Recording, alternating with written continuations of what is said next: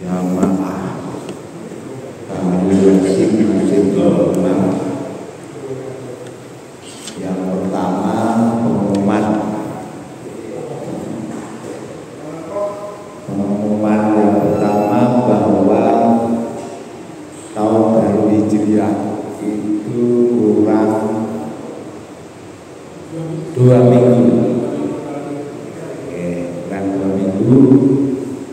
Nanti di masjid ini tanggal 1 Hijriah Bapak Ibu akan kedatangan tamu sekitar 1.200 orang.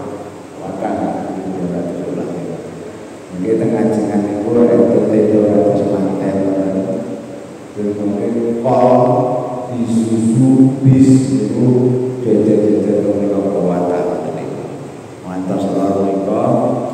Dia mengabutan warga keikhlasan pun untuk membantu terlaksananya acara tersebut, karena nanti tanggal 1 Juli itu hari Sabtunya sekitar pukul 12 jam berbelok para tamu, kemudian sholat asar, kemudian khataman, kemudian maghribnya nanti doa akhir tahun menuju awal tahun Hijriah. Bapak Ibu. Kemudian yang kedua, kultumnya itu tentang bisik-bisik. Bapak Ibu, bisikan itu ada beberapa macam. Tadi saya mendengarkan seorang tokoh yang disebut dalam tahlilan tadi, yaitu Syekh Abdul Qadir Al-Jailani. Nah, Syekh Abdul Qadir Jailani ini memberikan ilmu kepada kita semua, Bapak Ibu, bahwa manusia dalam kehidupan di dunia ini itu ternyata ada pembisiknya. Pembisik itu ujung-ujungi. Pembisik yang pertama itu namanya adalah yang disebut dengan setan. Nah, setan ini kalau membujuk itu agar kita mengingkari apa yang diperintahkan oleh Allah Subhanahu wa taala. Misalnya kalau kita mendengarkan azan, nah, si setan tadi membisiki engkau santai. Nah, kalau begitu berarti pembisik setan itu berhasil. Nah, misalnya kalau ada pengajian, gak usah tekoen, mana itu juga salah satu kemenangan setan dalam membisiki manusia. Ini ilmunya Syekh Abdul Qadir Jailani. Kemudian yang kedua, itu kita dibisiki oleh roh kita. Bapak Ibu, ulama besar ini mengajarkan kepada kita bahwa kita juga dibisiki oleh roh kita. Nah, roh kita ini dalam membisiki kita itu mengajak yang baik-baik.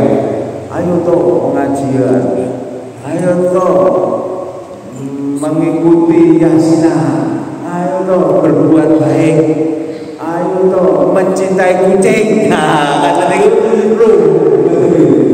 Kucing jadi sio-sio, kata niku roh, bisikannya roh, kata niku. Nek bisikannya setan oh kucing kurang ajar, kucingnya siapa tadi? Kepoe diracun. Nah, itu bisikan setan. Hati-hati. Jadi kalau roh itu mengajak yang baik-baik, tapi kalau setan itu mengajak yang ingkar-ingkar. Ini diingat ya Bapak Ibu, supaya hasil pengawasan hari ini nanti dipraktekkan. Nah, kemudian ada makhluk gaib Allah Subhanahu wa taala yang juga membisiki kita, namanya malaikat. Nah, malaikat ini hampir sama dengan ruh. Malaikat itu misalnya kalau membisiki kita yang cenderung kepada kebaikan kebaikan. Misalnya kalau ada duri di tengah jalan disingkirkan. Kemudian masjid rotok dekat situ dipel. Nah, itu bisikannya malaikat seperti itu. Nah, ini malaikat banyak banget di sekitar kita, ini banyak banget malaikat. Nah, kemudian bisikan yang ketiga, setelah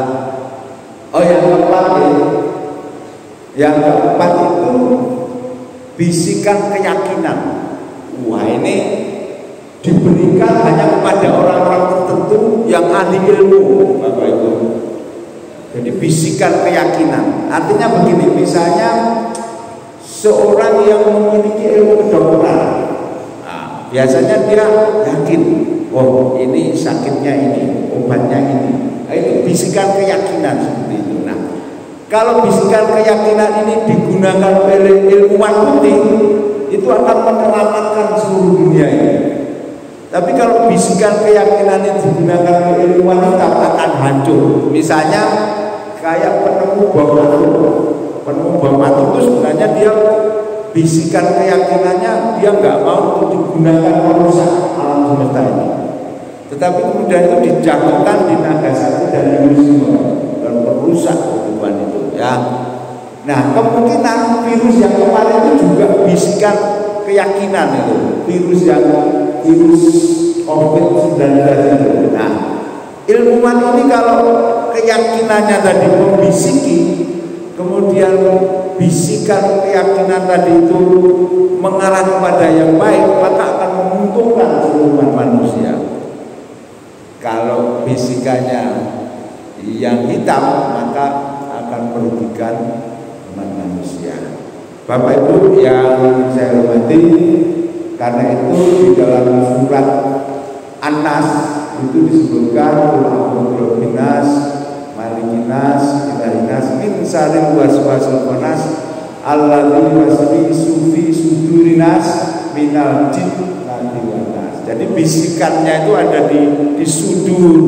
Sudur itu di belakangnya kolbu. Nah, jadi manusia itu punya kolbu juga punya sudur. Nah, sudurinas itu lebih lebih dalam lagi sudurinas itu. Nah, Bapak Ibu yang saya hormati, ini kalau kita panjangkan nanti akan sampai jam 9 karena ini untung sudah 7 menit ya. Itu diingat-ingat bisikannya tadi itu ajarannya Syekh Abdul Qadir Jailani yang tiap hari kita kirimi Al-Fatihah itu. Ada bisikan setan, bisikan roh, bisikan malaikat, bisikan keyakinan. Nah, nanti kalau ada bisikan yang setan, ini kita segera beristighfar, astagfirullahaladzim.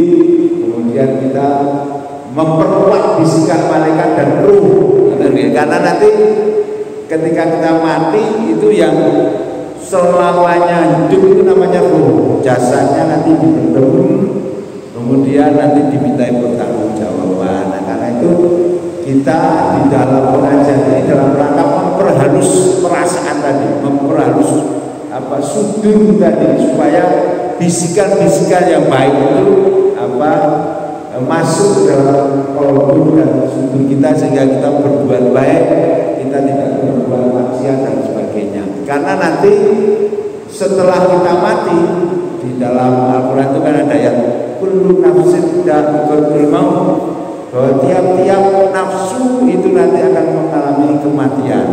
Dan setelah kematian, Bapak Ibu, itu orang yang iman itu percaya bahwa nanti kita akan dibangkitkan.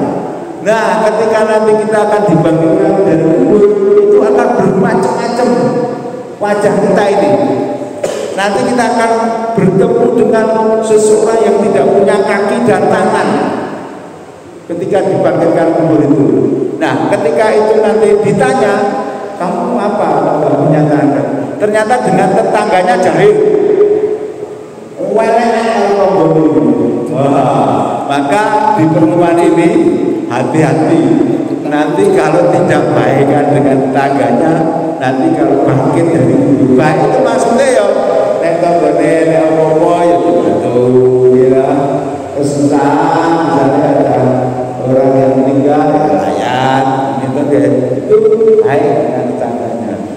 sampai hanya gara-gara misalnya apa ya, pangnya mentelur kemudian dengan tetangganya nggak baik, jangan sampai seperti itu. Nanti kalau nggak baiknya dengan ya itu tadi tangannya nggak ada, itu. Kemudian ada lagi yang perutnya besar, berarti macam-macam. Wadah 12 setelah dibangkitkan dari kubur nanti. Yang perutnya besar apa isinya? Wah, macam-macam nanti kalau diduga. Ternyata waktu diduga dia sering memakan barang-barang yang haram. Ya, misalnya ujungnya ini haknya adik, kalau haknya saudaranya ini kita miliki, kita miliki sendiri. Nah ini hati-hati di dalam Islam itu mengajarkan yang baik itu supaya kita selamat di dunia ini sampai ke akhirat nanti selamat ya. Mudah-mudahan kita nanti ketika bangun dari kuburan itu masih utuh seperti kita sekarang ya. Masih seperti kita ya. Mudah-mudahan seperti itu. Saya akhiri, nanti kita lanjut yang lainnya ya, 70 menit lebih. Assalamualaikum warahmatullahi wabarakatuh.